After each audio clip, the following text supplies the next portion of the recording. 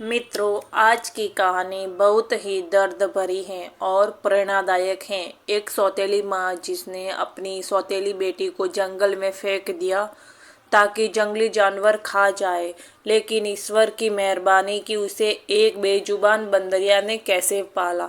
आइए सुनते हैं ये खूबसूरत कहानी। किसी गांव में किसान रहता था। उसकी शादी को काफ़ी साल हो चुका था। वह बे औलाद था। फिर उस किसान ने बच्चे के लिए दूसरी शादी की। कुछ महीनों के बाद भगवान की दुआ से उससे दूसरी पत्नी से एक बेटी पैदा हुई। बच्ची दिखने में बिल्कुल अप्सरा जैसी लगती थी। वह फूल सी बच्ची को पाकर किसान ने भगवान का धन्यवाद किया।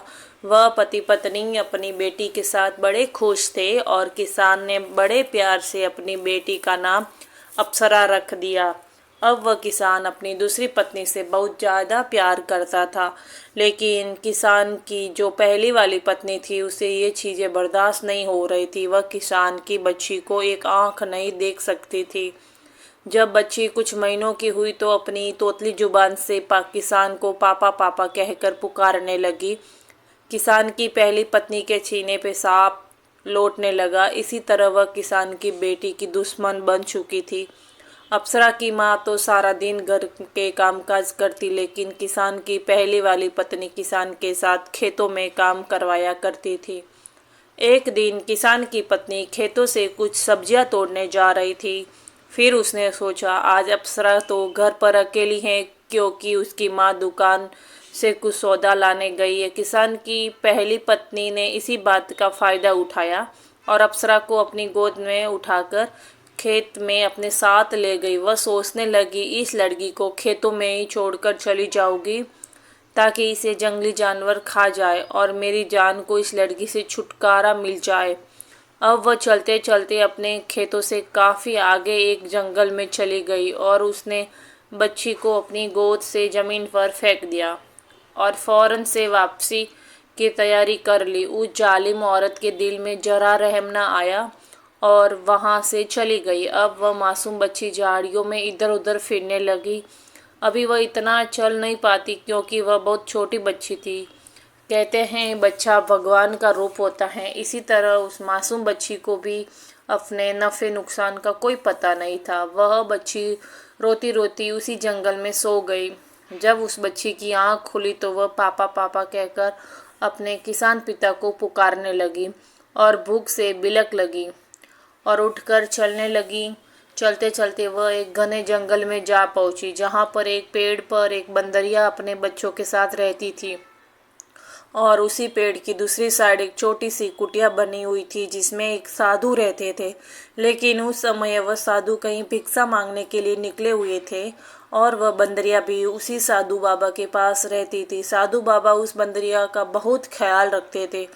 जब उस बंदरिया ने छोटी सी मासूम बच्ची के रोने की आवाज़ सुनी तो बच्ची को उसने अपनी गोद में उठा लिया, लेकिन वह बच्ची माँ माँ पुकार कर रोने लगी। तो उस बंदरिया ने जल्दी से पेड़ों के कुछ फल तोड़े और उनका रस निकालकर उस बच्ची को पिलाने लगी। बच्ची रस पीने से थोड़ा सुकून महसूस करने लगी। वह बंदरिया बच्ची से बहुत प्यार करने लगी। कभी उसकी जुएं निकालती, कभी उसकी गालों पर हाथ घुमाती थी, बिल्कुल वैसे जैसे एक माँ अपने बच्चे से प्यार करती है। बच्ची को भी माँ जैसी गोद का सुकून मिलने लगा और बंदरिया की गोद में सो गई। उस बंदरिया ने काफ़ी दिनों तक उस बच्ची का ऐसे ही ख्याल रखा। उसकी भूख प्यास हर चीज़ का एक माँ की तरह ही ख्याल रख रही थी। तभी क्या हुआ, वहाँ से साधु बाबा बाहर गए थे भिक्षा मांगने के लिए। वह वापस अपनी कुटिया में आ गए तो अचानक उन्होंने देखा बंदरिया की गोद में एक बहुत ही सुंदर और प्यारी इंसानी बच्ची है। अब इसे देखकर साधु बाबा सोच में पड़ गए।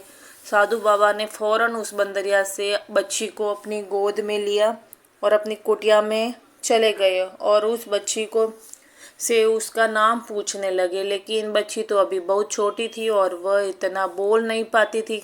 साधु बाबा सोचने लगा पता नहीं ये किसकी बच्ची है और कहाँ से आई है। फिर साधु बाबा प्यार से उस बच्ची का ख्याल रखने लगे।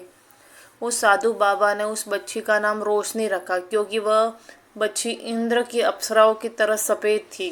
अब वह बच्ची कुटिया से बाहर निकलकर हर रोज़ उस बंदरिया के बच्चों के साथ खेलती और बंदरिया सुबह शाम उस इंसानी बच्ची को बड़े प्यार से देखभाल करती थी। वह बंदरिया साधु बाबा का ख्याल तो रखती थी, अब वह इंसानी बच्ची का भी बहुत ख्याल रखती थी।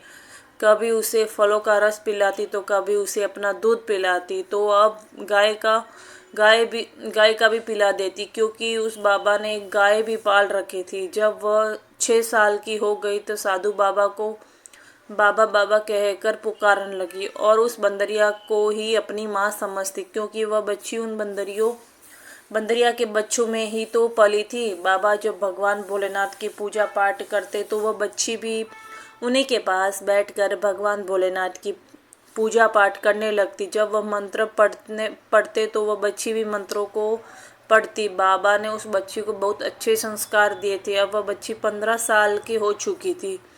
अब तो रोशनी पहले से भी ज़्यादा सुंदर दिखने लगी थी और जंगल के जानवर, परिंदे और बंदरिया भी उसके दोस्त थे।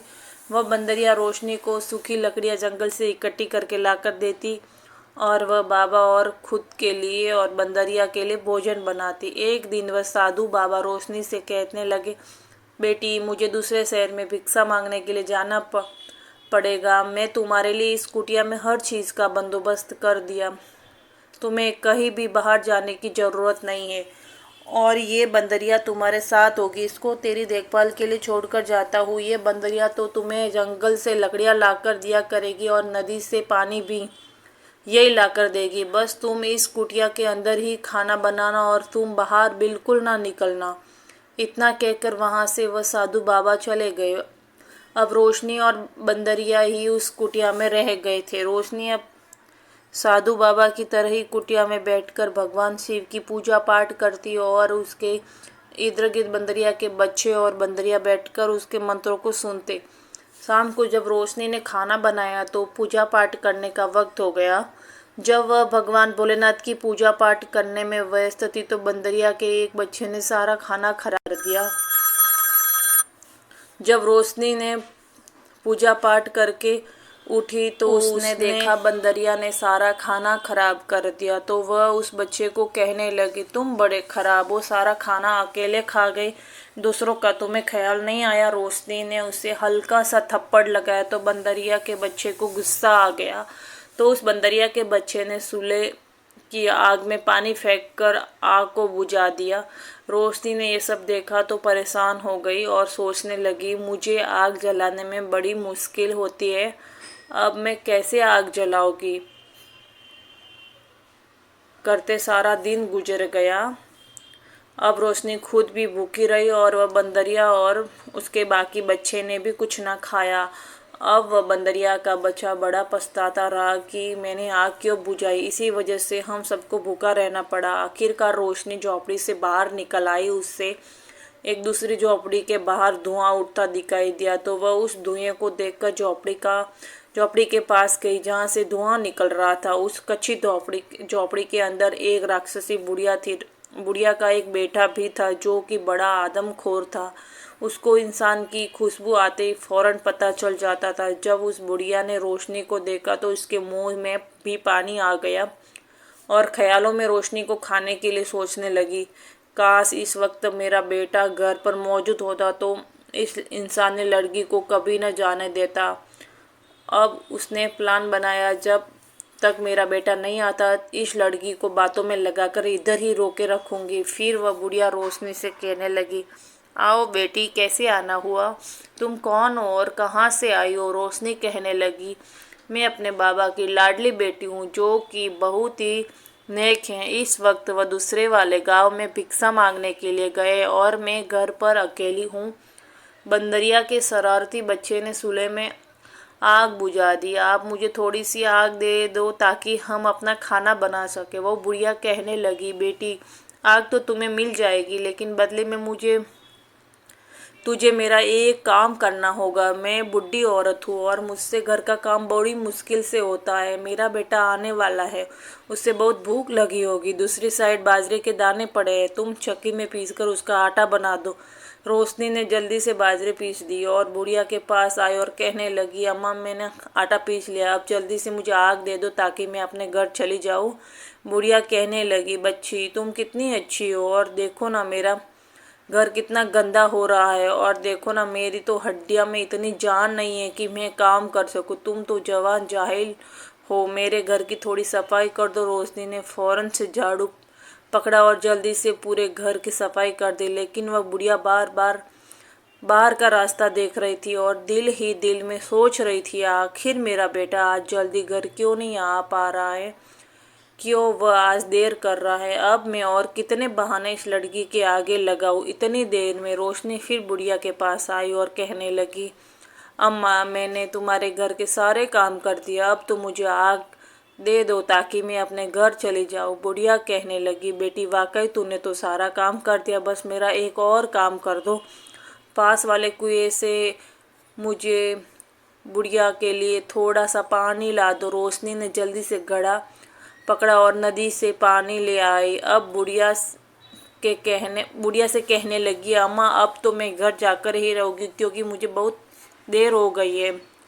आपने मुझे आग नहीं देनी तो ना दे। बुढ़िया कहने लगी, बेटी कैसी बातें कर रही हो, बेटी तुम तो बहुत अच्छी हो, ये लो आग और ले जाओ, और एक मुट्ठी बाजरा भी जाते हुए ले जाना। जहाँ जहाँ से तुम गुजर कर जाओगी वहाँ वहाँ इस बाजरे की छिट जाना। रोशनी ने फिर ऐसा ही किया। चलते चलते वो रास्ते में आ गई। अब रोशनी ने जल्दी से आग जलाई और झट से खाना बना लिया। सबसे पहले उसने बंदरिया और उसके बच्चों को खाना दिया, इसके बाद उसने खुद खाना खाया। रोशनी को घर आए हुए कुछ ही देर हुई थी, इधर उस बुढ़िया का आदमखोर बेटा भी घर आ गया। बुढ़िया फौरन अपने बेटे को डांटने लगी और कहने लगी, आज तुम कहाँ चले गए थे, इतनी देर लगा दी, इतना अच्छा खासा शिकार हमारे घर पर खुद चलकर आया था, अब वह वापस चला गया। मैंने उससे कुछ बाजरे के दाने दिए थे, अब तुम्हें एक ही तरह से उस लड़की का शिकार मिल सकता है। जहाँ जहाँ ये बाजरे के दाने बिखरे हुए उन्हीं के पीछे पीछे तुम चले जाओ। अब बुढ़िया का आदमखोर बेटा अब दो दाने के पीछे पीछे चलने लगा। वह दाने अब एक जंगल के पास पेड़ के पास ही ख़त्म हो गए। उसने अब इधर उधर नज़र दौड़ाई तो उसे एक कुटिया नज़र आई। उसमें कुटिया का दरवाज़ा जोर से खटखटाया और कहने लगा, बेटी दरवाज़ा खोलो, मैं तुम्हारा बाबा हूँ और देखो मैं तुम्हारे लिए क्या क्या लेकर आया हूँ। लेकिन रोशनी तो खाना खाकर सो गई थी।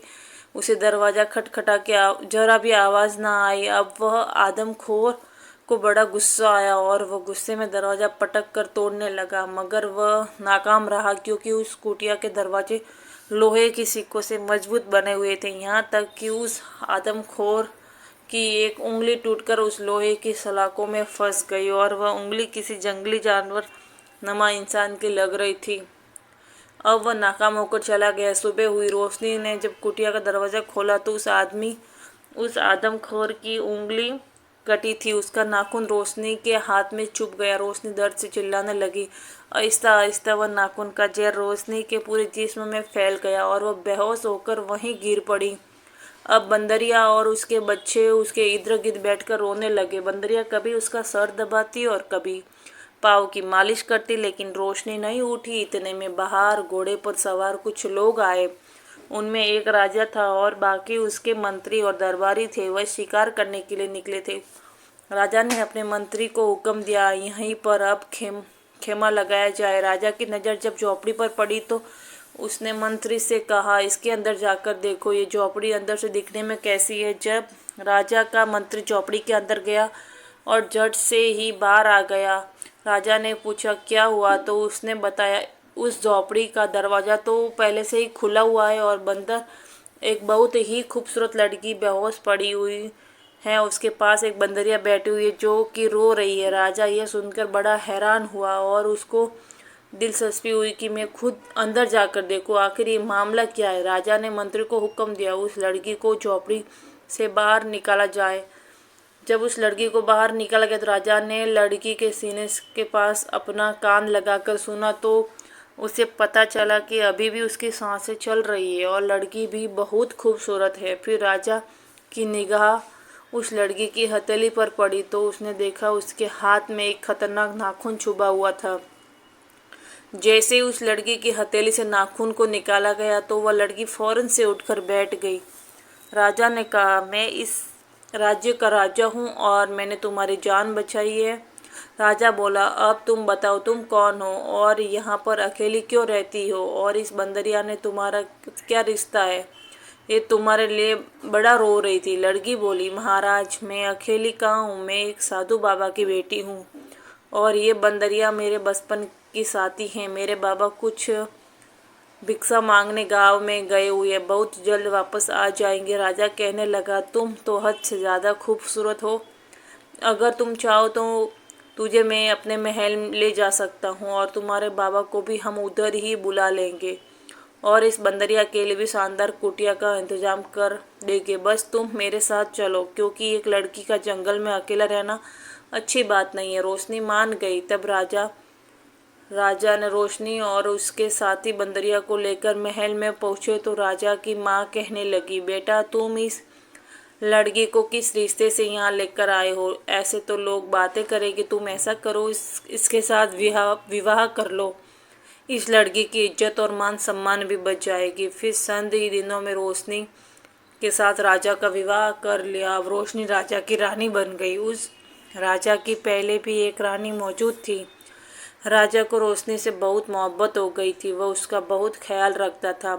उसने अब उसकी देखभाल के लिए एक दासी भी रख दिया। वह दासी बुढ़िया थी जो रोशनी को बहुत अच्छी लगती थी, क्योंकि वह दासी रोशनी को बेटिया की तरह प्यार देती थी। एक दिन वह बुढ़िया रोशनी से कहने लगी, बेटी जरा अपने सौतन से बचकर रहना, यह बहुत होशियार है, यह तुम्हें नुकसान पहुंचा सकती है। रोशनी कहने लगी, बड़ी अम्मा ऐसा नहीं सोचते, वह तो मुझे बहनों की तरह मानती है और वह भी इस राजमहल की रानी है। मैं भी रानी हूँ तो वह मुझसे क्यों जलेगी। बुढ़ी अम्मा की समझ में कुछ न आया और उसने ऐसे ही सर हिला दिया। और अब रोशनी अपने सौतन के कमरे में अक्सर चली जाया करती थी और उससे बातें भी क्या करती थी। रोशनी की सौतन बड़ी तेज थी। वह उस पर अपने जलन का इजहार नहीं होने देती थी। एक दिन वह दोनों महल के बाहर खड़ी थी। रोशनी के साथ उसकी बंदरिया भी थी। रोशनी की सौतन कहने लगी, रोशनी तुम तो बड़ी खूबसूरत हो और जेवर पहनने से तो और भी ज़्यादा खूबसूरत दिखाई देती हो। नदी के बिल्कुल करीब जाकर तुम अपने परछाई में देखो तो सही, तुम कितनी खूबसूरत हो। रोशनी अपनी सौतन के साथ चलने लगी तो बंदरिया उसको साड़ी से पल्लू को पकड़कर उसे खींचने लगी, जैसे वह रोशनी को रोकना चाहती थी कि इसके साथ मत जाओ। लेकिन रोशनी को उसकी हर हरकत पर गुस्सा आया। उसने बंदरिया को झटक दिया और कहने लगी, क्या मसला है, कभी तो मेरा पीछा छोड़ दिया करो। और फिर दोनों एक नदी किनारे चलने लगी। रोशनी अब नदी के पानी में बिल्कुल सामने खड़ी होकर आपस में अपने आप को देखकर खुश हो रही थी। इतनी देर में रोशनी की सौतन ने उसे उसी नदी में पानी में धक्का दे दिया। रोशनी को तैरना नहीं आता था। रोशनी चिल्लाने लगी और रोशनी की सौतन वहां से भागकर अपने राजमहल में आ गई। राजा जब वापस आया तो रोशनी को ढूंढने लगा। जब उसे रोशनी कहीं नजर नहीं आई तो वह अपनी बड़ी रानी के शयन कक्ष में आया और पूछने लगा, मेरी रोशनी कहाँ है। मुझे लगता है तुमने उससे कोई नुकसान पहुंचा दिया है। रानी कहने लगी, महाराजा मैंने उसका कोई नुकसान नहीं किया। जरूर इस बंदरिया ने ही रोशनी के साथ कुछ किया है, क्योंकि ये बंदरिया हर वक्त उसके साथ ही चिपकी रहती थी। राजा को उस बंदरिया पर बड़ा गुस्सा आया और उसने अपने मंत्री से कहकर बंदरिया को जंजीरों में जकड़कर एक कमरे में बंद करवा दिया जाए। लेकिन राजा को कहीं भी सुकून नहीं रहा था। वह पागलों की तरह रोशनी को ढूंढता था। राजा न खाता था न पीता था, हर वक्त खुद को कमरे में कैद कर रखता था। एक दिन राजा का गुजर उसी नदी किनारे से हुआ तो उस नदी में एक कमल गड्ढा का फूल उगा हुआ था। राजा की नज़र उस फूल पर पड़ी तो उसने भी रोशनी का चेहरा नजर आ रहा था। जब राजा उस फूल के करीब गया तो उस फूल ने झुककर राजा को राम राम किया। राजा फूल से कहने लगा, क्यों तुम मुझे मेरी रोशनी की याद दिला रहे हो। वह भी तुम्हारी तरह ही खूबसूरत और नाजुक थी, पता नहीं कहाँ चली गई। अब राजा अपना दिल लगाने के लिए अक्सर उस फूल नदी के पास बैठ जाता और उस फूल से बातें करता। बड़ी रानी को जब यह शक हुआ तो वह एक बार फिर से गुस्से में आ गई। उसने एक सैनिक को बुलाकर हुक्म दिया, जो नदी के बीच बड़ा सा फूल उगा है उसे तुम जड़ से काट डालो। लेकिन सैनिक ने बिल्कुल ऐसा ही किया। जब राजा दूसरे दिन नदी किनारे पहुंचा तो उसे फूल नजर न आया, क्योंकि वह फूल सैनिक ने जड़ों से निकालकर एक तरफ फेंक दिया था। लेकिन वहीं पर एक सेब का पौधा उगाया था जो बड़ा सुंदर था और उस पर छोटे छोटे खूबसूरत फूल लगे हुए थे। फिर अचानक उस पर एक बड़ा सेब लग गया जो आम सेबों से बहुत बड़ा था। लोग दूर दूर से उस सेब को देखने आते थे, मगर उसको कोई तोड़ नहीं सकता था, क्योंकि वह राजा के इलाके में लगा था। इधर किसान ने अपनी पहली पत्नी को घर से निकाल दिया था। किसान और उसकी पत्नी के बड़े प्यार से अपनी बेटी का नाम अप्सरा रखा था, तो वह अप्सरा की याद में हर वक्त रोते थे। अब उनको भगवान ने बेटा भी दे दिया था, फिर भी उनको अप्सरा की बहुत याद आती थी। एक दिन किसान की पत्नी खेतों में जा रही थी। थकावट हुई तो उसने सोचा कि पेड़ के नीचे लेटकर थोड़ा आराम कर लेती हूँ। किसान की पत्नी के हाथ में जो टोकरी थी उसने एक साइड पर रखी और वहाँ पर लेट गई। जब उसकी आंख लगी तो वह बड़ा सा सेब टूटकर उस टोकरी में गिर गया। जब वह उठी तो परेशान हो गई। वह सोचने लगी, या भगवान, अब मैं क्या करूं? अगर किसी ने देख लिया कि सेब टोकरी में गिरा पड़ा है तो वह मुझे चोर समझेंगे और राजा मुझे कैद करवा देगा। अब उसने सोचा, मैं फौरन से घर चली जाती हूँ। उसने टोकरी वैसे ही उठाई और अपनी साड़ी के पल्लू से ढककर फौरन घर आ गई और अपने पति से कहने लगी, आज मैं आपको बताऊँ कि मुझे क्या मिला है? तो किसान बोला, हाँ बताओ, क्या लेकर आई हो? फिर किसान की पत्नी ने सारी कहानी किसान को बताई और फौरन से टोकरी पर से कपड़ा हटाया तो वहाँ पर सेब मौजूद नहीं था, बल्कि सेब की जगह एक नन्ही मुन्नी बच्ची थी। वो दोनों पति पत्नी यह देखकर बड़े खुश हुए और किसान की पत्नी ने जल्दी जल्दी बच्ची को टोकरी से निकाला और कहने लगी, इतनी खूबसूरत बच्ची है, मैं इसकी ज़रूर परवरिश करूँगी। जब उसने बच्ची को उठाकर एक जगह बिठाया, वह देखते ही देखते एक जवान लड़की बन गई। इधर साधु बाबा जब कुटिया में आया तो देखा ना, वहाँ पर रोशनी थे, नहाई उनकी बंदरियाँ मौजूद थी। अब तो साधु बाबा पागलों की तरह पूरे जंगल में अपनी रोशनी को ढूंढने लगे, क्योंकि उन्होंने रोशनी को बड़े लाड और प्यार से पाला था। लेकिन रोशनी उनको कहीं नजर ना आई। फिर वह बाबा अपनी बेटी की तलाश करते करते राजा के महल में पहुंच गई। राजा की नज़र जब उस साधु बाबा पर पड़ी तो राजा फौरन उठकर खड़ा हो गया और कहने लगा, बाबा कहिए, आपका कैसे आना हुआ? फिर उस साधु बाबा ने सारा मांजरा सुनाया कि ऐसे में अपनी बेटी को जंगल में एक बंदरिया की हिफाजत में छोड़कर खुद बाहर के लिए चला गया था, लेकिन जब वापस आया हूँ तो मेरी बेटी वहाँ मौजूद नहीं है। यह सुनकर राजा आश्चर्य में पड़ गया, क्योंकि अब उसे मालूम हो चुका था कि वह रोशनी इस साधु बाबा की ही बेटी थी। फिर राजा ने बाबा को अपना सारा वाकया सुनाया तो बाबा हैरान हो गया और कहने लगे, मेरी बेटी रोशनी मर नहीं सकती, क्योंकि मैंने उसे ऐसी ऐसी तंत्र मंत्र और विद्या सिखाई थी कि वह मेरी बच्ची अपनी खुद की हिफाजत कर सके और कोई शैतानी ताकत उसे नुकसान ना पहुंचा सके। अगर कोई नुकसान पहुंचाने में कामयाब हो भी गया तो मेरी बेटी फिर भी बचकर सामने आ जाएगी, किसी इंसान की सूरत में या फिर किसी फल की सूरत में, क्योंकि जब तक यमराज की हुक्म ना हो कोई भी मेरी बेटी को मार नहीं सकता। राजा ने फिर खुलकर साधु बाबा को सारी हकीकत बताई। वह मेरी पत्नी है और मैं उसे अपनी पटरानी बना चुका हूँ और अब वह मुझसे बिछड़ चुकी है। साधु बाबा ने राजा से कहा, पता नहीं मेरी बेटी की किस्मत में लिखा ही कुछ ऐसा है। पहले तो वह अपने माँ बाप से बिछड़ी और जवान होने के बाद जहाँ उसने खोली वहाँ अपने बाबा से बिछड़ गई, अब अपने पति से बिछड़ गई। अब मेरा मालिक ही जानता है इसमें इस बच्ची की क्या गलती है। राजा ने साधु बाबा को एक कमरा दिया जहाँ वे साधु बाबा बैठकर अपनी तंत्र मंत्र शक्तियों से देख सकते थे कि जब बाबा ने उस कमरे में जाकर बैठा और अपने तंत्र मंत्र की शक्तियों से आंख बंद कर ध्यान दिया तो उसने देखा कि एक तरफ नजर दौड़ाई तो वहां पर बंदरिया कैद थी और रो रही थी। बाबा ने राजा से कहकर फौरन उस बंदरिया को आज़ाद करवाया। वह बंदरिया आज़ाद होते ही राजा के कपड़ों को पकड़कर खींचने लगी तो राजा को बंदरिया पर गुस्सा आया, लेकिन साधु बाबा ने कहा, यह बेजुबान तुझे कुछ बताना चाह रही है। फिर वह बंदरिया राजा को कपड़ों को खींचते खींचते किसान के दरवाजे के पास ले गई। किसान के दरवाजे के पास पानी का एक कुआं था जहां पर एक लड़की पानी भर रही थी।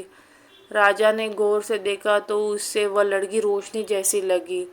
जब राजा लड़की के करीब पहुंचा तो इतनी देर तक वह घर के अंदर जा चुकी थी। राजा के पास ही खड़ी बंदरिया किसान का दरवाजा पटकने लगी। इतने में किसान की पत्नी ने आकर दरवाजा खोला तो राजा ने कहा, अभी अभी जो लड़की अंदर आई है वह मेरी पत्नी है। किसान की पत्नी बोली, महाराजा राम राम, कहाँ आप और कहाँ हम गरीब लोग, ये मेरी बेटी हैं। आपकी पत्नी कहाँ से हो गई? राजा मायूसी से वापस लौटने लगा, लेकिन बंदरिया फौरन किसान के घर में घुस गई। जब उसने अंदर जाकर देखा तो रोशनी एक कमरे में बैठी हुई थी। रोशनी ने फौरन बंदरिया को पहचान लिया और गले लगाकर खूब रोई और किसान की पत्नी को यानी रोशनी ने अपनी माँ को सारी कहानी सुनाया।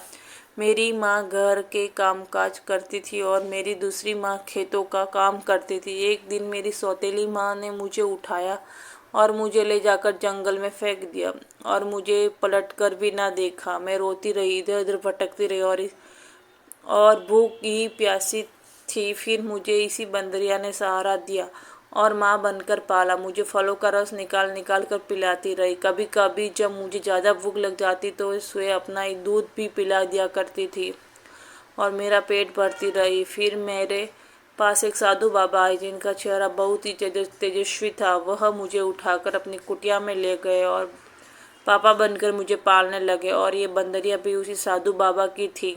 अब वह मेरे बाबा भी मुझे ढूंढ रहे होंगे क्योंकि वह मुझे घर पर छोड़कर खुद बाहर गए हुए थे और मुझे अपने बाबा की बहुत याद सताती है। जब मेरे साथ जंगल में हादसा हुआ तो एक राजा ने मेरी जान बचाई। रोशनी की माँ बोली, इसका मतलब कि राजा ठीक ही बोल रहे थे, तुम उसी की रानी हो और मेरी बेटी हो। किसान की पत्नी अपनी बेटी को गले लगाकर खूब रोई और कहने लगी, बेटी क्या तुम अब महल जाना चाहती हो? रोशनी बोली, अम्मा अब अगर राजा को ये पता चल गया कि मैं महल मूली के किसान की बेटी हूँ तो क्या वह मुझे दोबारा अपनी रानी बनाकर रखेगा?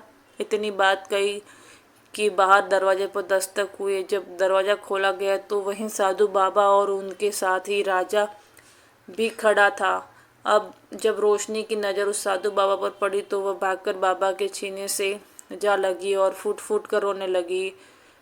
कहने लगी, बाबा मुझे आपकी बड़ी याद आती थी, मैं आपके बिना रह नहीं सकती। साधु बाबा ने बेटी के सर पर हाथ रखा और कहने लगा, बेटियां ससुराल में अच्छी लगती है, देखो तुम्हारा पति तुम्हें लेने आया है। राजा रोशनी के करीब आया और कहने लगा, देखो मेरी प्रिय रानी, आखिर मैंने तुम्हें तुम्हारी लाडली बंदरिया के जरिए ढूंढ ही लिया। रोशनी बहुत खुश हुई। राजा अब रोशनी को लेकर फौरन महल पहुंचा और सबसे पहले उसने यह किया, राजा दरबार के एक बैठक बुलाई। राज दरबार में एक बैठक बुलवा उसने अपने मंत्री और उसकी दोनों रानियों और कुछ सैनिक भी थे।